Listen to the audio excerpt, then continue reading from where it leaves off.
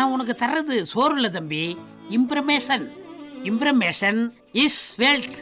Hey dears, welcome back to our channel. இன்னைக்கு நம்ம சேனலில் சில்லி பரோட்டா எப்படி செய்யலான்றது தான் பார்க்க போகிறோம். அதுக்கு நமக்கு தேவையான இன்க்ரீடியன்ஸ் எல்லாமே ஸ்க்ரீனில் டிஸ்பிளே ஆகும்.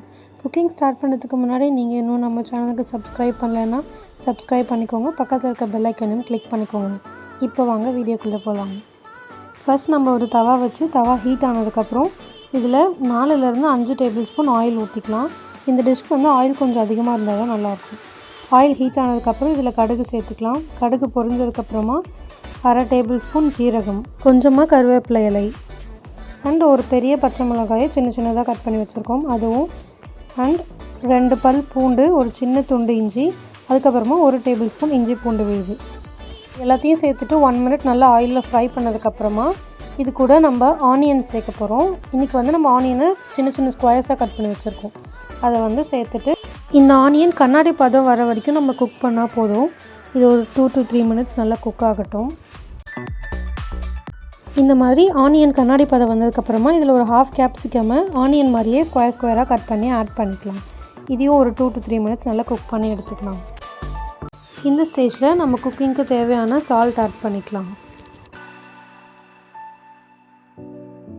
ஆனியன் கேப்சிகம் ரெண்டுமே நல்லா குக் ஆகிடுச்சு. இப்போ இதில் 1 table spoon garam masala, 1 table spoon மல்லித்தூள், இது ரெண்டுத்தையும் சேர்த்துட்டு இன்னும் ஒரு டைம் நல்லா மிக்ஸ் பண்ணணும்.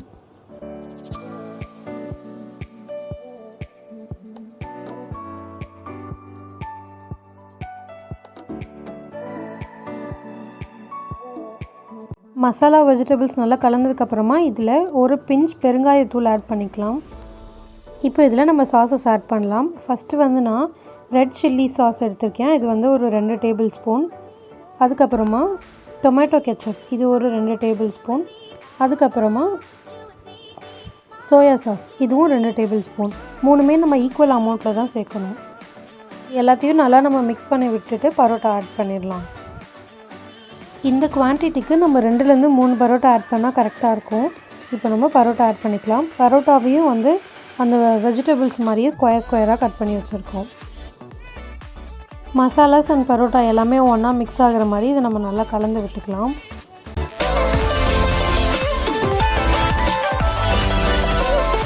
நல்லா ஃபுல்லாக மிக்ஸ் பண்ணிவிட்டு காரம் செக் பண்ணி பாருங்கள். உங்களுக்கு காரம் வேணும்னா கொஞ்சமாக மிளகாய் தூள் வந்து நீங்கள் ஆட் பண்ணிக்கலாம்.